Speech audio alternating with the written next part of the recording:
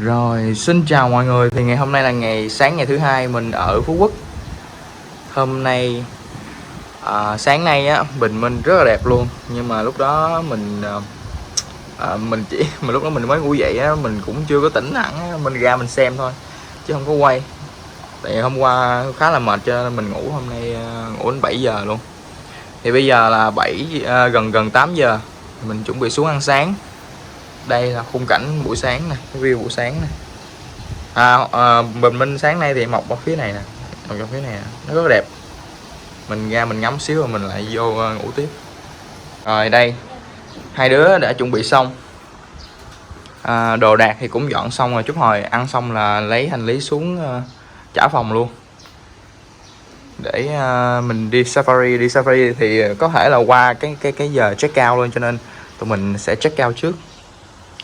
Đây, căn phòng khi mở cửa ra thì sáng á, cái ánh sáng nó hắt vô nè, cả cái ánh sáng nó vô thì làm cho căn phòng trở nên nó sáng sủa đẹp hơn. Thì đó, cái này mình cũng thấy là ok, giường ngủ rất là êm, rất là êm. Ok, giờ thì mình sẽ đi xuống ăn sáng nha, rồi sau đó mình sẽ qua safari chơi.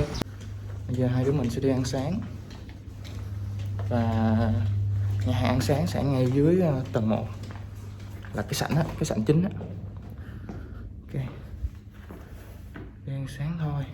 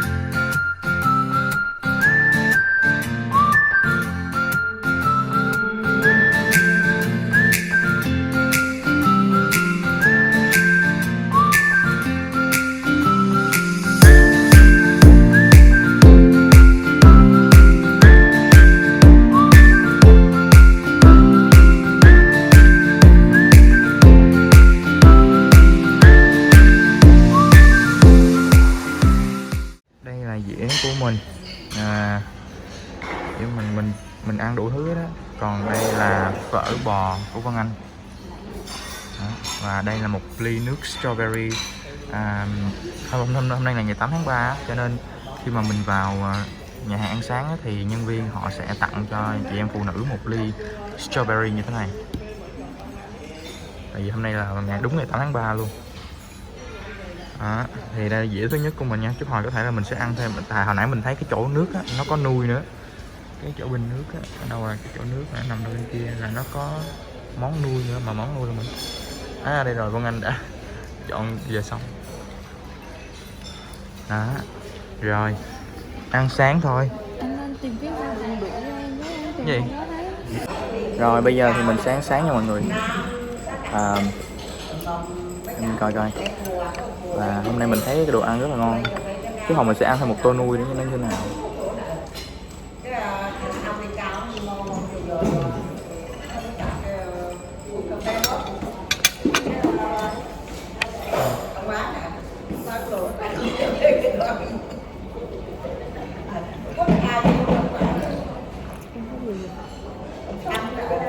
Mình chọn chỗ này tại vì nó có cái ánh nắng hắt vô á, cái màu sắc nó lên hình nó sẽ đẹp hơn.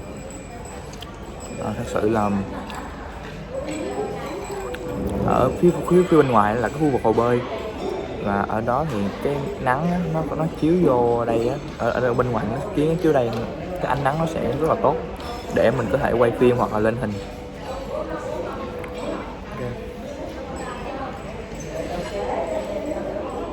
Đồ ăn ở những khách sạn 5 sao thì mình thấy là nó rất là phong phú và đa dạng, có nhiều món cho mình lựa chọn. Nhưng mà mình thấy ở đây là có món nuôi, mà trước giờ mình đi á, thì mình thấy ít chỗ nào có bán có làm nuôi lắm, toàn là phở với hủ tiếu mà.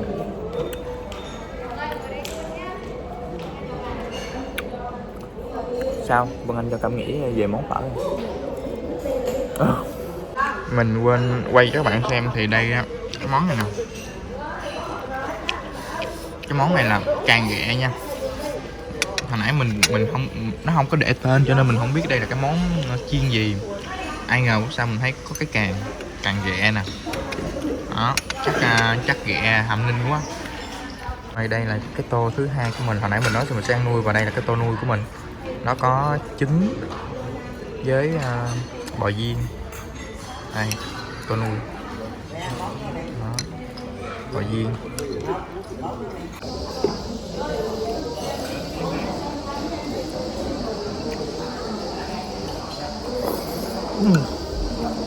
Ngon.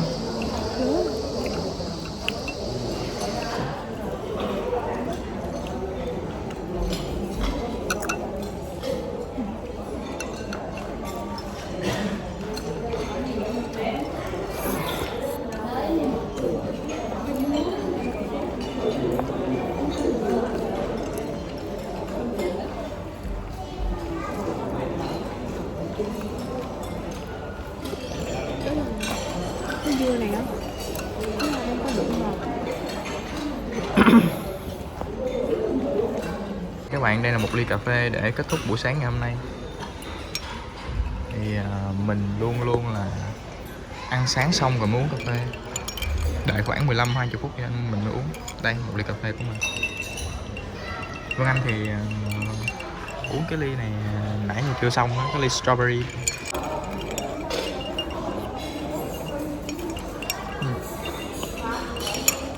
Phải cho thêm một miếng sữa nữa, nó hơi đắng.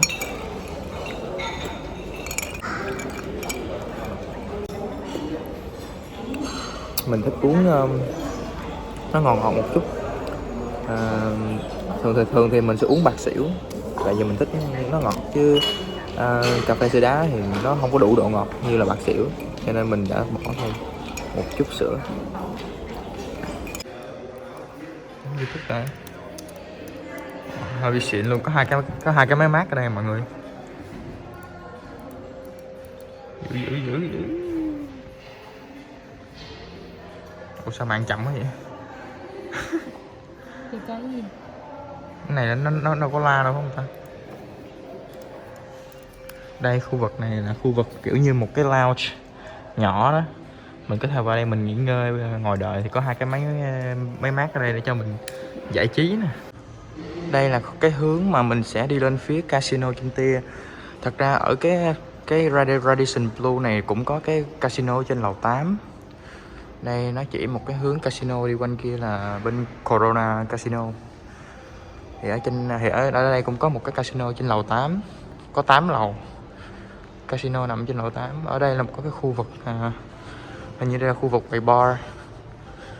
Khu vực quầy bar nhưng mà không thấy có ai hết. chắc chỉ mở buổi tối.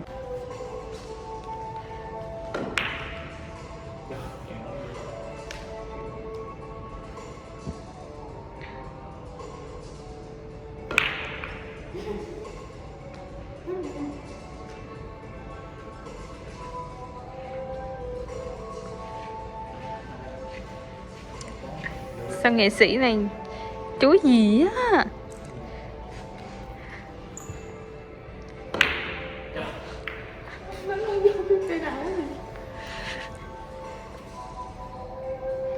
Tự nhiên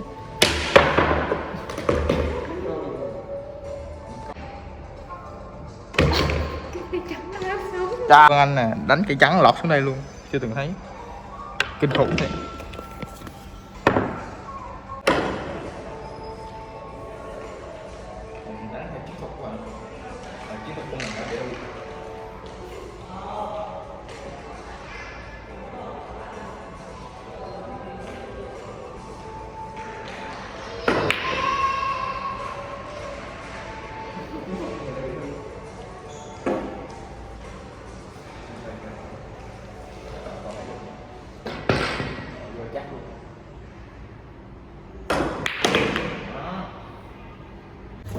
Mình sẽ đi trả phòng nha mọi người. Đi trả phòng. Khi đây là tờ giấy đặt cọc 1 triệu. Mình sẽ xuống trả cái này thì mình sẽ nhận là 1 triệu. Ok, giờ mình sẽ trả phòng và đi qua Safari Phú Quốc. Bây giờ thì mình đang ngồi đợi để họ kiểm tra phòng. Do là resort không có xe đưa đón qua Safari nên tụi mình đã quyết định là sẽ bắt Grab. Bên cạnh đó thì ở trước khách sạn sẽ có các bạn nhân viên, mọi người có thể nhờ mấy bạn gọi giúp taxi. Mình thì mình có mại giảm giá nên mình đã đặt Grab để tiết kiệm chi phí hơn.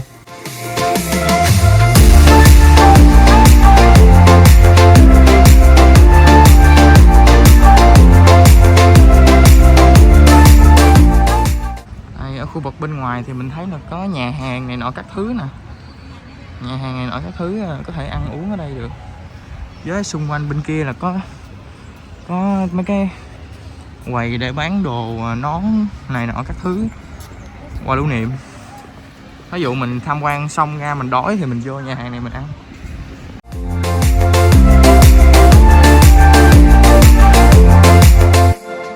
Do là mình đã mua vé online trước rồi nên khi mình đến thì chỉ cần đến quầy và đổi vé cứng là xong. Mình khuyên là nếu các bạn đi vào những dịp lễ hay cuối tuần thì tốt nhất là mình nên mua vé online trước, tiết kiệm rất nhiều thời gian cho các bạn đó.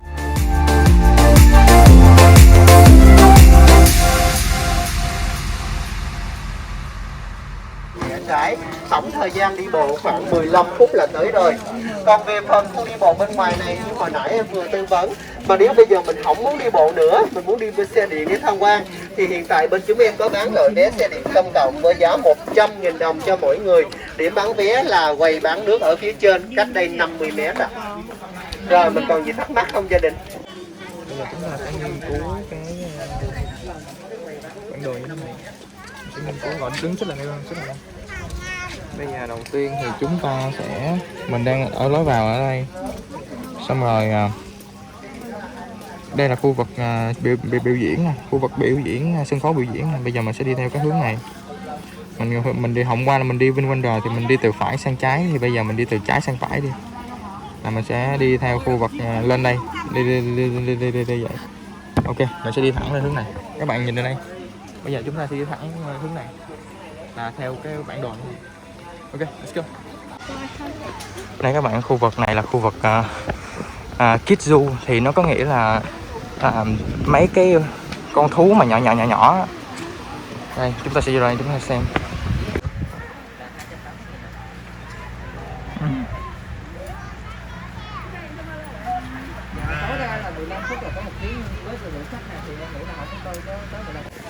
Rồi mình sẽ đi vào đây để mình tham quan nha, mình sẽ mở cái cửa này.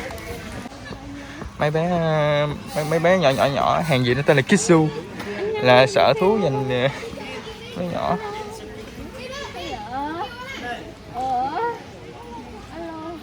Alo. Ủa, alo. Nè nhỏ xíu nè, không biết nó có dạy không nữa. Ra coi ra chơi với bạn coi. Em làm sợ quá, từ từ. Đây là lồng cự đà xanh. Đây các bạn, cự đà. Ở đây thì họ sẽ để tên khoa học rồi tên tiếng Anh này nọ luôn, đặc điểm nơi sống, thức ăn, và đặc biệt nhất là ở dưới đây họ sẽ để mấy cái kiểu như là sinh vật này có bị đe dọa hay không. Thì con này là trăng đất vàng, thuộc loại gần bị đe dọa. Đây, các bạn thấy không, đó, trăng đất vàng.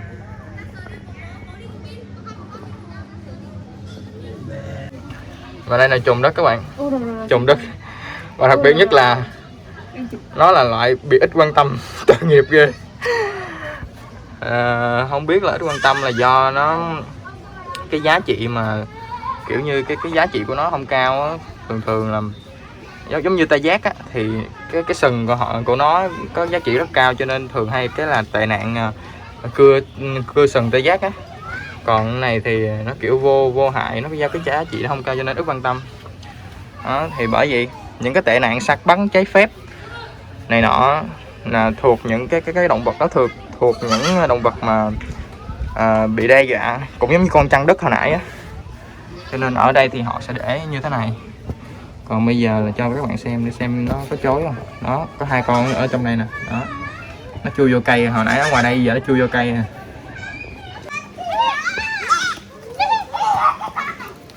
Nó chạy kìa. Vân Anh ơi, nó chạy kìa Vân Anh.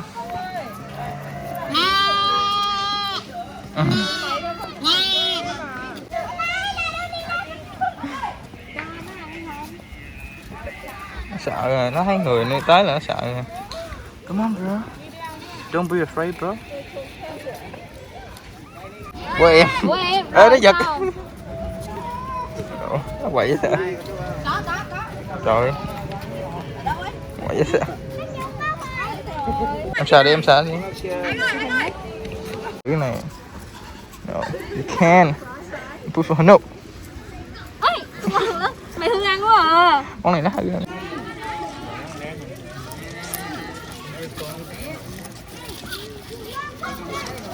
Cho nó ăn đi Vân Anh. Con quỷ này ăn ham kìa, con kia tới, con kia tới. Kia tới. Đó. Ít. Ít. Con này con gì nữa? Lông á, lông. Đó, rồi, hết rồi. Con này con gì ta? À con dê.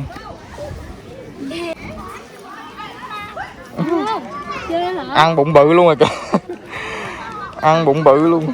Đây các bạn. Đây là những cái chuồng xe điện Vân Anh, xe điện nè. Đây các bạn. Đây là những cái chuồng khỉ nè, chuồng tinh tinh nè.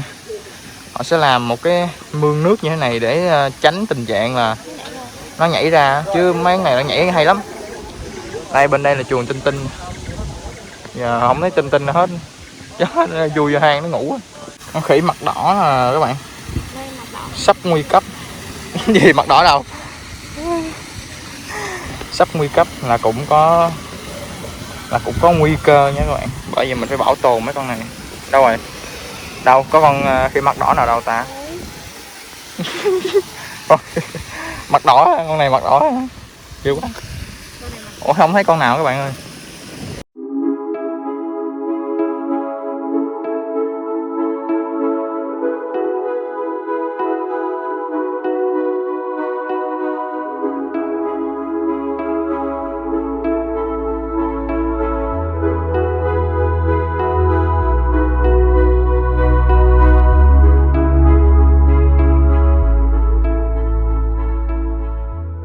Đây là khỉ ma mút tai đen các bạn. Khỉ ma mút tai đen. Ít quan tâm. Không biết ở trong đây có con vật nào mà nó tới cái tuyệt chủng này luôn. Extinct. 2 cái này là nguy cấp nhất. Đây. Con này khỉ ma mút tai đen đây. Safari in my eyes. Safari in my eyes.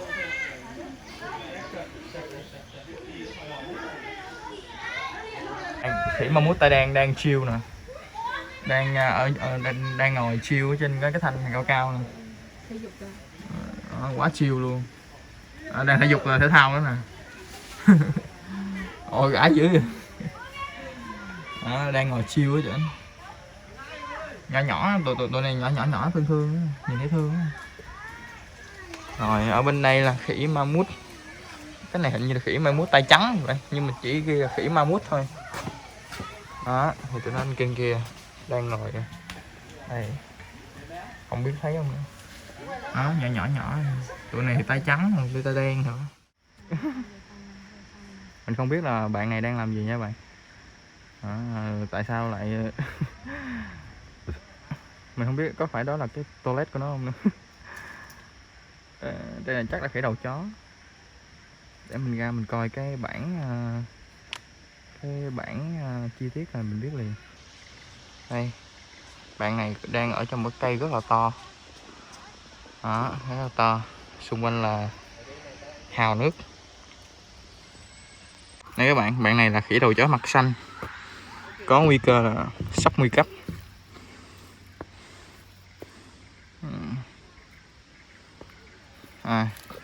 Cái nhân vật con khỉ đầu chó này là nhân vật Rafiki trong bộ phim Vua Sư Tử. Hồi nhỏ tụi mình hay xem nè. Đó. Hình như là trưởng làng hay gì trong bộ phim đó thì phải. Không nhớ nữa, lâu quá. Đây là vượn đen má vàng nè mọi người. Vượn đen má vàng. Còn bên kia là vượn vàng má đen. Ở chung một khu.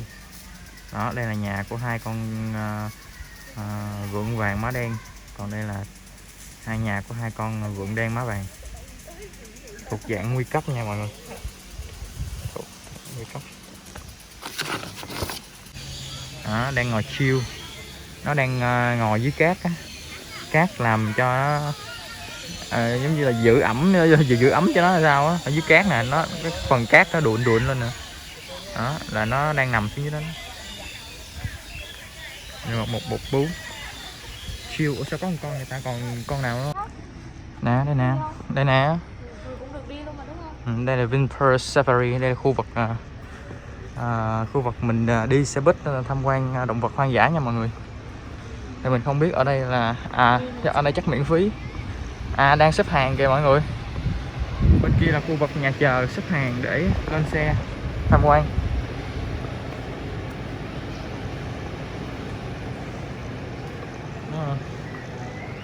Khu vực ở đây có khu vực massage chân nữa các bạn. Massage chân nó nhiều mệt quá. Nằm đây.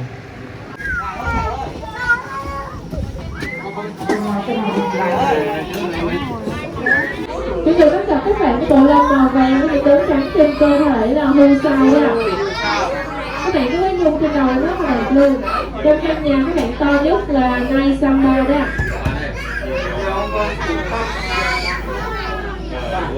Ở bên tay trái là các bạn có hai màu đen trắng là Linh Dương đen Ấn Độ đó. Là con đực ạ. Cái đó thì các bạn hư sao hai bên tay trái phải với nhau luôn.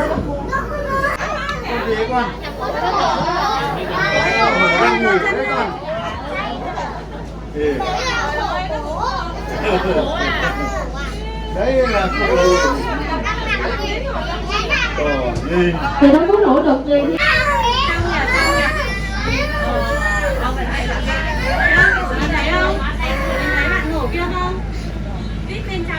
cái nào nằm dưới gốc cây thôi. gốc cây nhỉ? Bạn suy rất là luôn.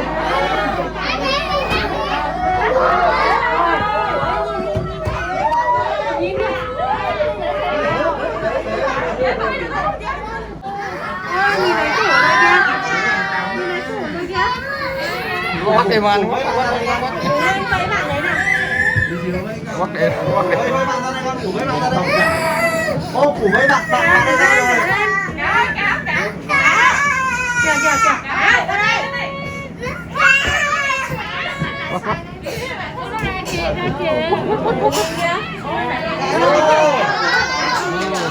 Cho nó ăn.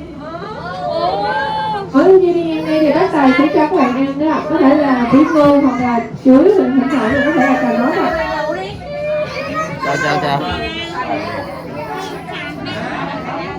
Chào. Cho ăn bí ngô các bạn.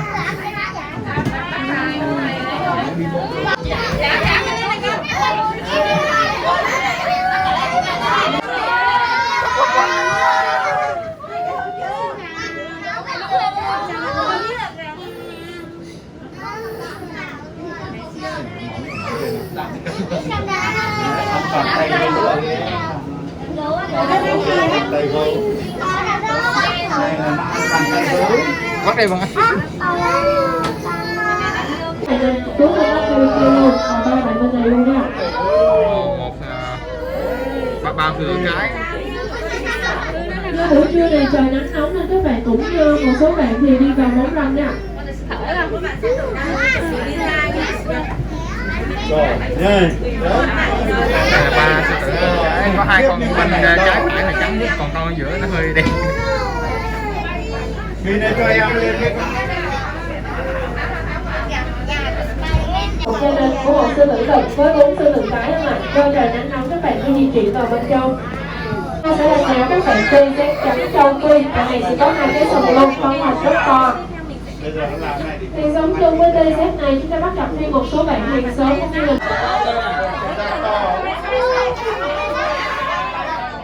Ép bự quá à. Cái mũ nó bị chảy máu kìa. Hả? Cái mũ nó bị chảy máu. À, vậy là bị lỡ rồi. Ủa bị viêm mà kìa. Nó mà suốt chứ không? Chạy lẹ chạy lẹ. Chạy lẹ nó dí. thì các bạn TZ này mà khi trưởng thành trọng lượng có thể đạt tới 3,5 tấn luôn, rất là to. Thì con đực nó sẽ to hơn cũng như là Linh Dương châu Phi. trên là loài to nhất trên thế giới luôn. Xong các bạn đó là linh dương nha. Tiếp theo các bạn sẽ được xem như thế này ạ. Chào chưa? Gì phải châu Phi?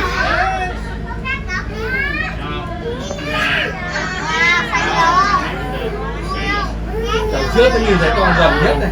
Trước có con gần. Thì bên tay phải chúng ta Wow, nó phải cao thế. thì khi bạn nào mà trưởng thành thì trọng lượng có thể đạt tới 2 tấn và cao khoảng 4 đến 5 mét luôn nha. Và một đại gia đình. Một đại gia đình đang nghỉ trưa. Đấy, thành bầy luôn. Nơi bảo tồn hoang dã luôn.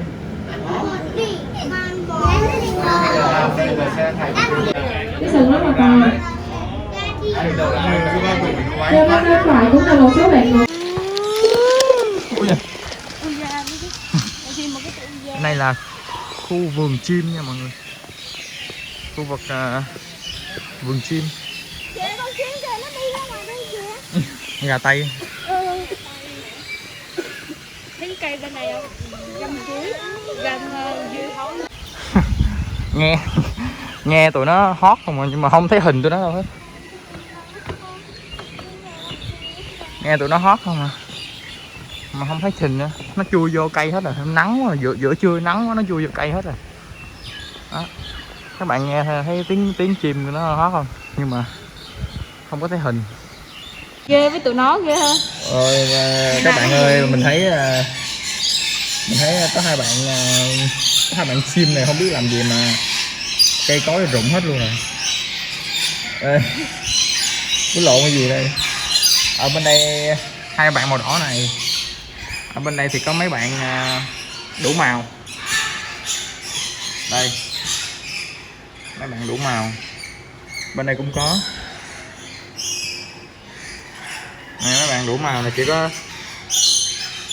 có hai bạn chim này như là cặp đôi thì phải. Màu đỏ khá là đẹp. Đây là nhà của mấy bạn nè. Nhà của mấy bạn. Nhà cao luôn. View thoáng luôn, view 360 độ luôn. Dạ thì hai đứa mình sẽ đi ăn trưa ở nhà hàng Hưu Cao Cổ. Thì ở đây có 3 cái nhà hàng là nhà hàng Hưu Cao Cổ, nhà hàng Flamingo và nhà hàng TZ là Rhino. Thì cái nhà hàng Hưu Cao Cổ thì nó nằm bên trong khuôn viên của công viên. Mà chỗ này có cái đặc biệt là chúng ta sẽ được vừa ăn mà vừa cho Hưu Cao Cổ ăn luôn. Đó là rất là sát mình luôn á, giống như là nó đưa cái cổ xuống để nó lấy thức ăn của mình cho nó ăn luôn á. Ok thì bây giờ mình với con anh sẽ đi vào ăn trưa. Và đây là cái nhà hàng.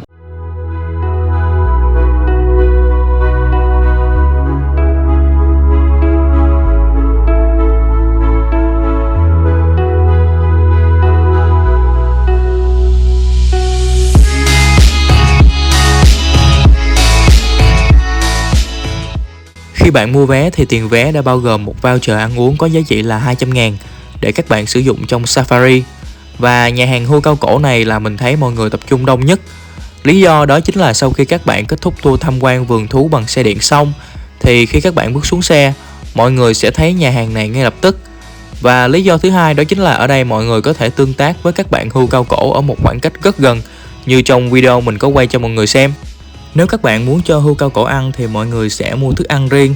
Một phần thức ăn mình nhớ không lầm là khoảng 30.000 và sẽ có nhân viên vườn thú hỗ trợ giúp bạn cho Hưu Cao Cổ ăn và chụp ảnh cho bạn nữa. Đây là cái những cái món mà mình chọn ở trong nhà hàng Hưu Cao Cổ thì nó sẽ bán theo combo. Ở đây có những cái combo á, thì mình chọn combo cơm gà xối mỡ với cơm bò trứng và nước khoai tây chiên nữa nè. Thì quan trọng là mình chọn nước để mang theo uống. Thì tổng cộng là hết 305-64 ngàn gì nè. Đó thì mình có 2 cái voucher, mỗi voucher là 200 ngàn và tổng cộng đúng 400 ngàn luôn. Cho nên mình đưa hai cái voucher đó cho bạn Thu Ngân. Và bây giờ thì mình đang đợi đồ ăn ra.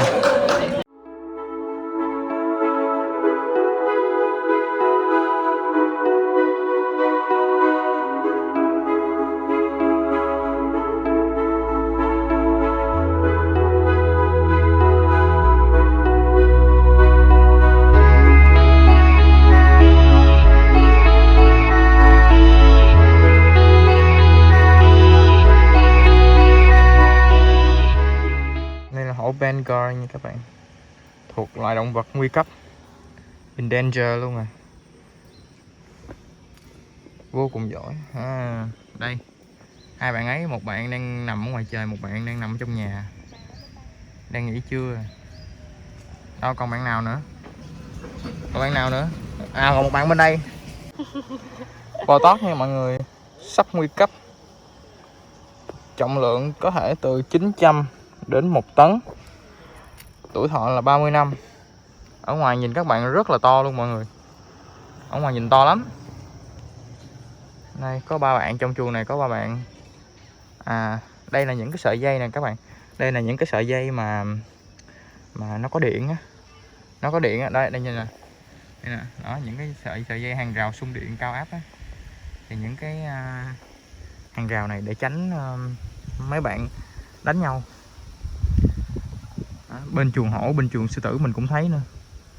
Nhưng mà hồi nãy mình nghe cái chị nhân viên sở thú nói á, thì là cái dây điện này nó chỉ làm giật mình thôi nha, làm mấy bạn này giật mình thôi. Đó, giờ đang nghỉ trưa, ai cũng nghỉ trưa hết, ngủ cái này. Mấy bạn mình rất là đó, hút nhau kìa, đó Đâu không? hút nhau kìa. Trời, tự nhiên người ta đang uống nước rồi, tự nhiên anh này lại kiếm chuyện rồi. Tự nhiên đang uống nước rồi kiếm chuyện rồi, giờ con nhìn. Đây chơi. Ba gai á sao? Cái này là nó còn quýnh lộn nữa, thiệt giờ này còn quýnh lộn nữa. Nhìn mà công nhận là mình thấy nó ngầu á các bạn. Thấy mấy cái con này ngầu, nhìn nó có mấy cái vệt á đen đen, nhìn nó giống sâm á, nhìn nó ngầu sao á. Con này là con gì nãy, hồi nãy mình có quay khi mà đi xe buýt á, để mình qua đây mình coi coi. Con này là con gì quên mất tiêu. Con này là Linh Dương, Linh Dương. Đó, cái chuồng này là chuồng Linh Dương. Linh Dương. Có Linh Dương. Xong hai con kia cái sừng nó cong vòng người ta. Còn mấy con này sừng thẳng rất là đẹp luôn. Hai con này nhìn ngầu lắm, nhìn ngầu nhất trong cái chuồng này luôn. Ok, đi tiếp thôi. Các bạn ơi, bây giờ mình đang tới chuồng của gấu ngựa và mình thấy các bạn này đang làm động tác gì mình không hiểu. Cái gì mà không biết là đang coi cái gì ở trỏng. Đó. Có hai bạn, bạn này với bạn này. Bạn này thì ung dung đang thong thả đi ngắm cảnh, đi bộ, enjoy. Còn các bạn này không biết bạn làm cái gì đó đây nè. Không biết bạn làm cái gì luôn á, thiệt luôn á. Nhân viên tắm luôn. Trời đất ơi. Thiệt, đánh răng. Chúc miệng đi. Trời ơi. Cái gì đó. Chúc miệng cho nó. Ủa chuồng này. Miệng đi. Ghét không? Ghét không?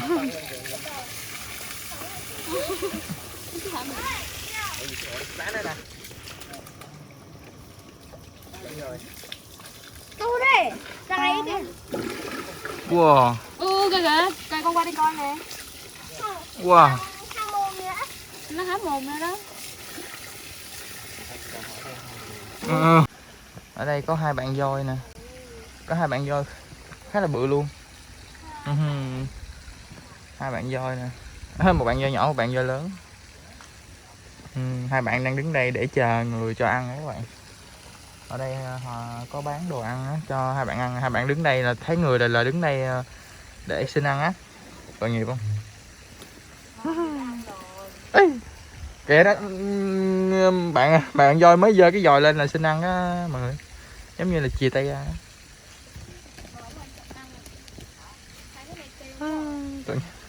Bạn Vân Anh cho ăn đi Vân Anh. Có cái gì cho bạn voi ăn không? Mình không có gì cho bạn ăn hết. Bye bye. Tóc rụng hết trơn rồi kìa. Đâu. Tóc gì?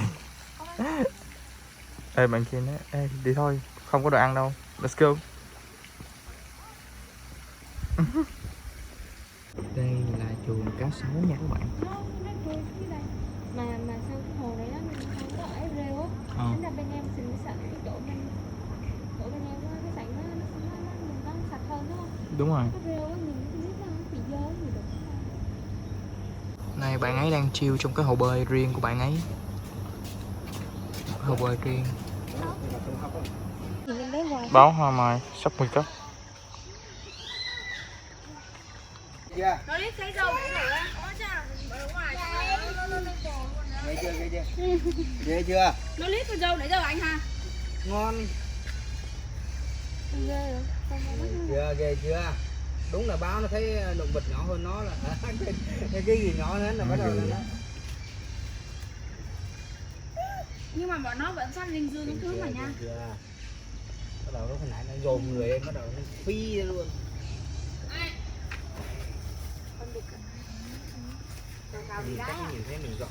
Các bạn thì bây giờ mình với Vân Anh đã tham quan xong vườn thú Safari. Ở đây Vân Anh, vườn thú Safari.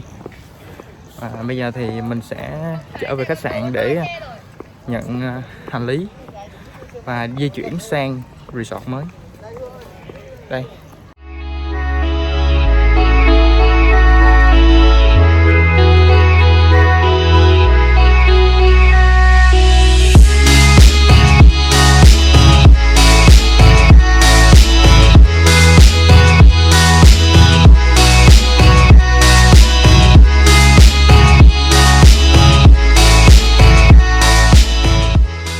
Ở resort thì họ có xe đưa đón miễn phí đến thị trấn Dương Đông theo các khung giờ nhất định. Do là chuyến tiếp theo còn khá là lâu nên tụi mình đã quyết định bắt Grab để tranh thủ thời gian di chuyển đến resort mới, nhận phòng nghỉ ngơi để tối còn đi khám phá thị trấn Dương Đông.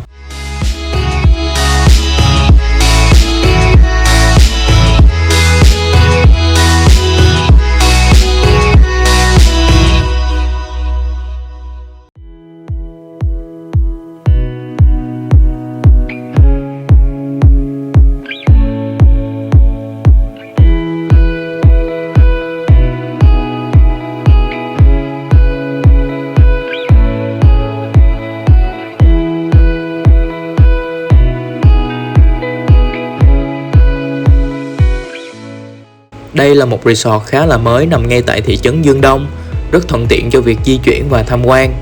Bên cạnh đó thì điều mà mình thích nhất ở đây đó chính là tông màu chủ đạo của resort là màu xanh trắng, là màu mà mình cực kỳ thích luôn. Bên cạnh đó thì resort được thiết kế với khuôn viên xung quanh là cây xanh, tạo cho chúng ta một cảm giác rất là thiên nhiên giữa lòng thành phố. Qua đó những du khách ở tại nơi đây sẽ có được những phút giây thư giãn, hòa mình vào thiên nhiên và từng cơn sóng biển. Theo mình thấy đây là một điểm cộng rất lớn ở resort này.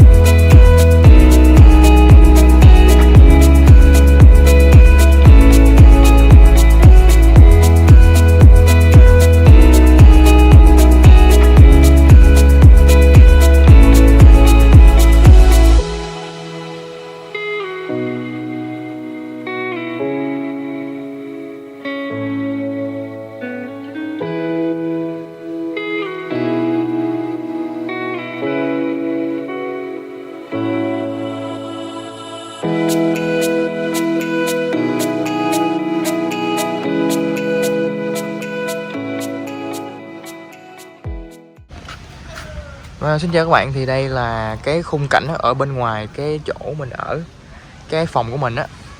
Thì từ đây là phòng của mình nè, bây giờ mình sẽ đi ra đây là biển luôn. Thì cái resort này là mình thấy là cũng mới vừa khai trương, mới vừa mở, mọi thứ cũng rất là mới. Thì mình thấy ở gần cái trung tâm mà có một cái resort mang phong cách hơi hướng của biển này cũng rất là hay, cũng rất là tiện lợi.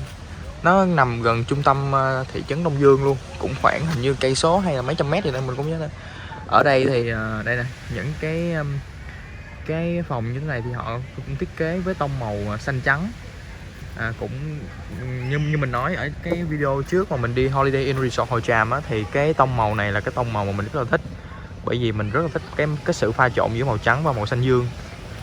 Và thì đó thì giống như là nó tượng trưng cho cái màu của bầu trời với màu xanh của biển vậy đó. Thì đây mình bước ra đây là biển luôn nè. Đó, những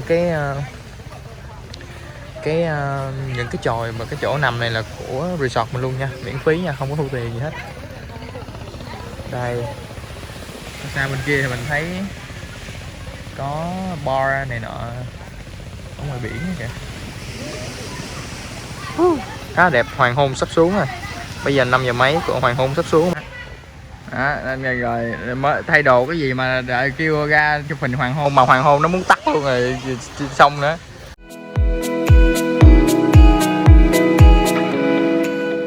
Tụi mình có lên mạng tìm hiểu thì thấy có quán ăn hải sản xin chào này là được mọi người đánh giá cao, cho nên hai đứa mình đã quyết định ăn thử. Khi tụi mình đến thì cũng là đến giờ mọi người đi ăn tối nên rất là đông và hết bàn, cho nên chúng mình đã phải ngồi đợi. Tuy nhiên thì nhân viên sắp xếp bàn cũng rất là nhanh chóng. Tụi mình ngồi khoảng 2-3 phút là đã được mời vào trong rồi. Về món ăn và dịch vụ ở đây thì mình thấy nhân viên phục vụ rất là nhanh nhẹn. Mặc dù rất là đông như vậy nhưng các món ăn mình order thì ra rất là nhanh, không phải chờ đợi lâu. Các món ăn ở đây theo mình thấy thì cũng là những món hải sản, đồ chiên, đồ mặn các thứ. Bên cạnh đó thì mình thấy cũng có những món đặc sản của Phú Quốc nữa. Tóm lại thì ở đây thích hợp cho những ai muốn có chỗ rộng rãi, ăn cùng gia đình, giá cả rõ ràng, không sợ chặt chém, thì mình nghĩ đây là chỗ thích hợp. Và quán ăn này cách resort khoảng 500m.